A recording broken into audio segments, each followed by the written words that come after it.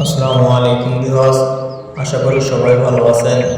আপনারা দেখতেই পাচ্ছেন যে আমি একটা বশীকরণ কাজ করতেছি।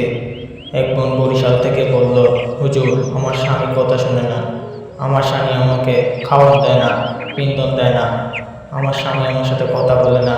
সেই জন্যই বোনের অনুরোধে কাজটা করে দিতেছি বশীকরণ। উনি আরও অনেক জায়গাতে কাজ করাইছে, উনার কাজ বলে কেউ করে দেয় নাই। সেজন্যই আপনাদেরকে শেয়ার করতেছি। আপনারা দেখতেই পাচ্ছেন ভিউয়ার্স, আমি কিভাবে কাজগুলো করে থাকি এবং কাজগুলা কি কি দিয়ে করি।